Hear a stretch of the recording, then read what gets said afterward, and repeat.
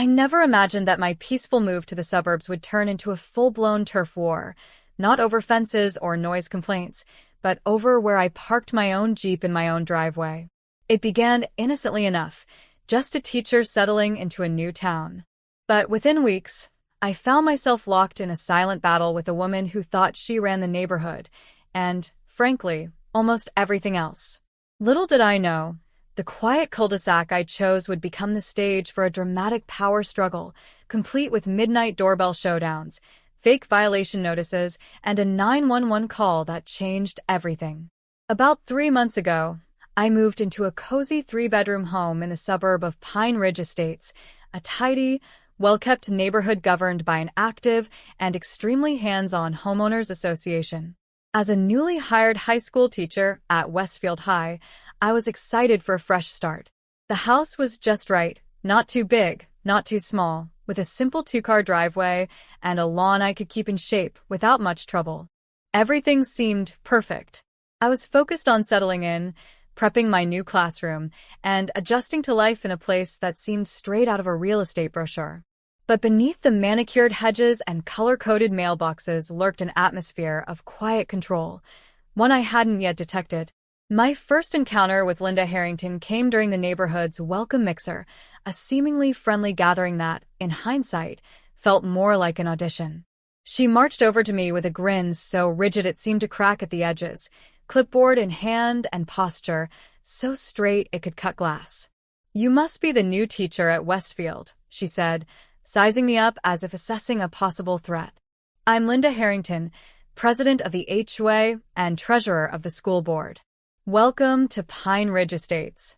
Before I could even respond, she pressed a bulky 3-ring binder into my arms, neatly divided with rainbow-colored tabs. "These are our community rules. Very thorough, but necessary. We take pride in order here." Her voice was sugary sweet, but laced with unmistakable condescension, the type that makes your skin bristle even when the words are polite. I thanked her and pretended I'd dive into the HOA guidelines immediately, but internally, I filed her under people to be wary of. Something about her smile told me she wasn't used to hearing the word no. For the next few weeks, things remained calm. I got into the rhythm of my new job, met my students, decorated my classroom, and managed to stay on the right side of Linda's radar. She would wave from across the street, often with an air of evaluation, her eyes subtly scanning my yard, my porch, my driveway, as if always on the lookout for some infraction to report. I kept my lawn tidy. My trash bins stayed out of sight. I didn't paint anything, build anything, or break any rules, at least none I knew of. But with Linda, peace felt like it had a ticking timer. I could sense she was just waiting for the moment I stepped out of line. It was a quiet Friday evening when things took a turn. I had a couple of close friends visiting from out of town, and had arranged both my Jeep Wrangler and my everyday sedan snugly in my own driveway. We were unwinding, sharing stories over dinner, when the doorbell rang around 7 p.m. Standing there was Linda, this time dressed in an all-white tennis outfit, although I'd never once seen her actually play tennis. She held herself like she was preparing for a magazine shoot, her expression carefully neutral, but eyes sharp as glass. "Hi there," she began with that clipped tone she reserved for moments she deemed beneath her. "I'm hosting our monthly book club this evening, and I've got several guests arriving. It would really help if you could relocate your larger vehicle, your Jeep. The street's already looking congested." I blinked, momentarily confused. "But my Jeep is parked in my own driveway, not on the street." "Yes," she said, her smile growing strained, "but it's quite visible from the street. And we do try to maintain a certain visual standard here, in Pine Ridge. Maybe you could tuck it away in the garage." I explained calmly that I was still unpacking and using the garage for temporary storage, and, again, the Jeep wasn't violating anything. It was fully on my property. She stiffened. "Well, I suppose some people value the appearance of the neighborhood more than others." With that, she spun on her heel and walked away, leaving behind a chill that lingered far longer than the conversation did. Later that night, I received an anonymous text. "Vehicle in violation of HOA visual standards. Please address promptly." I deleted it and went to bed, assuming that was the end of it. It wasn't. The next morning, I discovered a printed notice taped to my Jeep's windshield, claiming it breached a supposed HOA rule about oversized recreational vehicles. It sounded official until I checked the HOA handbook Linda had given me on day one. The rule didn't exist. That was just the beginning of her passive-aggressive campaign. Over the following weeks, I received a string of absurd notes and mysterious texts, all expressing concern over my inappropriate vehicle choice or hinting at my lack of neighborhood pride. I ignored them, but I documented everything. Screenshots, photos, copies. At school, Linda's efforts didn't stop either. She made sure I was placed on the least desirable planning committees and constantly challenged my ideas in staff meetings, all while pretending to smile through it. Things boiled over when the principal appointed me to lead the upcoming spring fundraiser, a decision based entirely on my successful track record at my previous school. Linda, clearly seething, cornered me in the parking lot afterward. "You might have impressed Principal Barnes," she hissed, barely masking her frustration, "but this community runs on tradition. You're not here to reinvent everything." I kept my voice even. The goal is to raise money for the students. If that means trying a new method that works better, shouldn't we at least give it a shot? She took a step closer, her perfume thick in the air. "You clearly don't understand how things are done here. People who don't adapt tend not to last." A threat, thinly veiled, but loud and clear. I didn't respond. I just walked away. Within days, I was hit with 3 more HOA violation notices. One for incorrect mailbox height, though mine was standard USPS issue. One for unauthorized front door color, which hadn't changed since I bought the house. And my favorite, aggressive vehicle presence. That was the final straw. I gathered all my evidence and decided to bring it to the next HOA meeting. The HOA meeting was awkward. I presented a neat folder of photos, timestamps, and citations, all proving my home and vehicle met every single guideline. Linda, presiding as usual with her signature tight-lipped smile, waved off my complaint as an unfortunate misunderstanding from someone still new to our way of life. Nobody defended her, but nobody backed me either. The silence was loud. Then came the fundraiser weekend, the real turning point. Despite Linda's disapproval, I rolled out a carnival-themed event complete with games, booths, and food trucks. Families showed up in droves. Teachers were thrilled. Even the principal stopped by twice and personally thanked me. The fundraiser pulled in nearly triple the usual donations. Linda? She stalked the grounds like a health inspector from a dystopian future, clipboard in hand, muttering about safety concerns that didn't exist. She took photos, wrote things down, eyed every popcorn machine like it was a threat to the community. But by the end of the day, it was clear to everyone. The event had been a huge success. Linda, on the other hand, looked like she'd bitten into something bitter and couldn't spit it out. The carnival fundraiser had left me happily exhausted. I'd spent the whole day on my feet, running booths, greeting parents, and handling logistics. By the time I got home Saturday evening, I barely had the energy to collapse into bed. I was looking forward to a peaceful Sunday of recovery. But at 2 a.m., that peace was shattered by a shrill, persistent doorbell chime that cut through the silence of the night like a fire alarm. Groggy and disoriented, I shuffled to the front door. Through the peephole, I saw her, Linda, standing on my porch in a silk robe, arms crossed like a school principal about to deliver a suspension. Flanking her were 2 women I vaguely recognized from her book club, both looking mortified and half asleep. "You need to move your Jeep," she said without even saying hello. "My sister and her family just arrived from Chicago and need a spot to park. Your driveway is the most convenient." I blinked, struggling to process the absurdity. "It's 2 a.m. I'm not moving my car from my own driveway." "We're having a family reunion tomorrow," she snapped. "The street will be jam-packed. It's the neighborly thing to do." I stared at her, stunned by the audacity. "Linda, your guests are not entitled to use my property just because it's closer to your house. My vehicle is legally parked on my driveway. I'm not moving it. Please leave." She looked like someone had just canceled Christmas. This is exactly the kind of self-centered behavior that ruins communities like ours, she spat. The HOA does have easement rights, you know. I raised an eyebrow. That's not what an easement is, and there's definitely no easement on my driveway. Good night, Linda. I shut the door gently but firmly and walked away, ignoring the doorbell that continued to ring for another 5 minutes straight.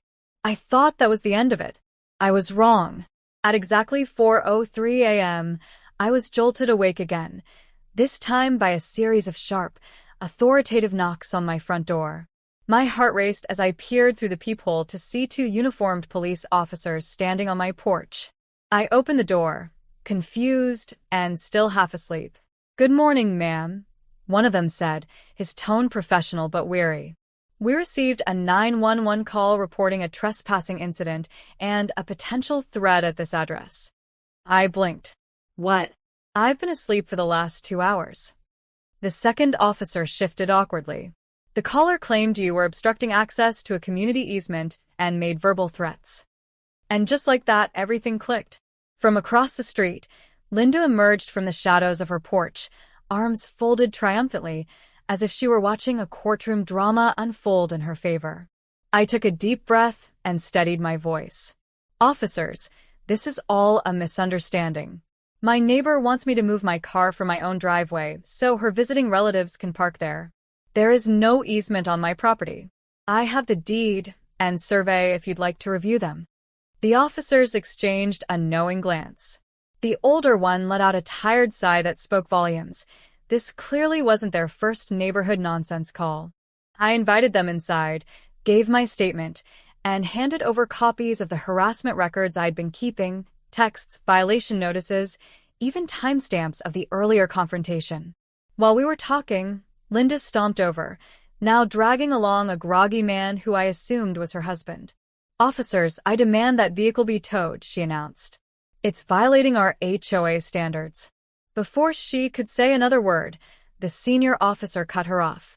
"Ma'am, we've already determined that the driveway is private property. Your neighbor is well within her rights to park there, and she has no obligation to accommodate your guests. Furthermore, misuse of 911 services is a serious offense." Linda's expression shifted rapidly, from outrage to disbelief to something almost rehearsed. "There's been a misunderstanding. I never called 911.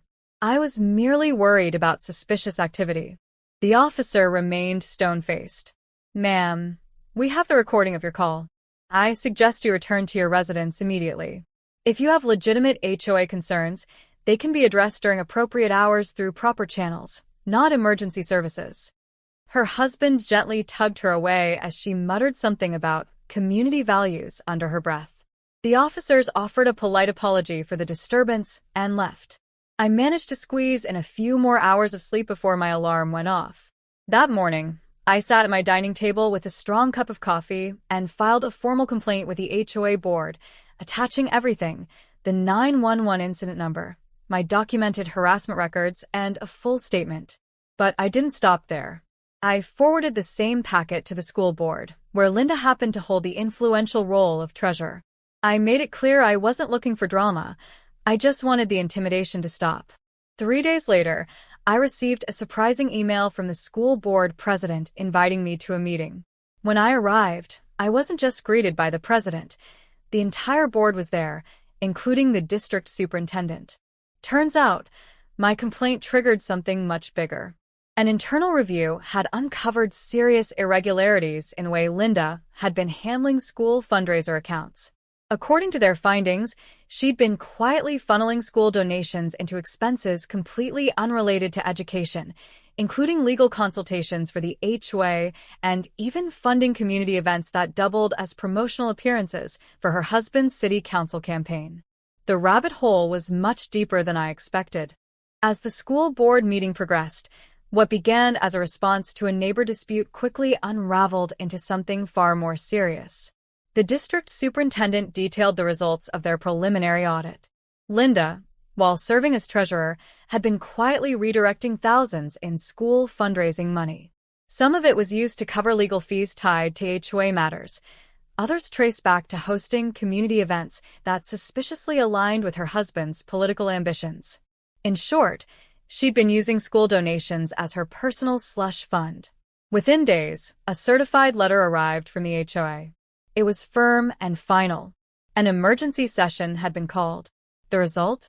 Linda was voted out as HOA president. The board cited misuse of her position and actions that reflected poorly on the entire neighborhood. Attached to the letter was a formal apology addressed to me, stating unequivocally that my property, including my Jeep, was fully within the community's guidelines. It felt surreal.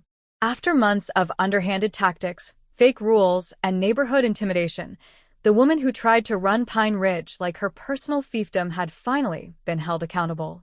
But the reckoning wasn't over. At a special school board session held shortly after, Linda's unraveling became complete and very, very public. The room was packed. Parents, staff, and board members filled every seat.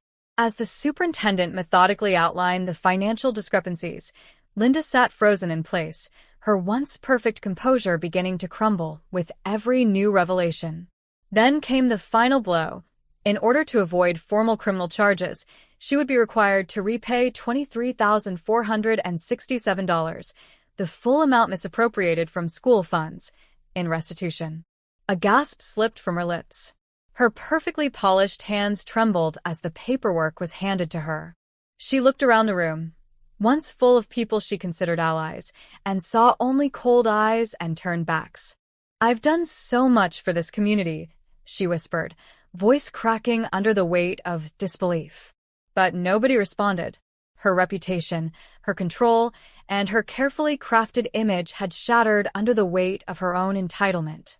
Without another word, Linda stood up, grabbed her designer handbag, and walked out. The click of her heels against the tile echoed like a closing door on her reign.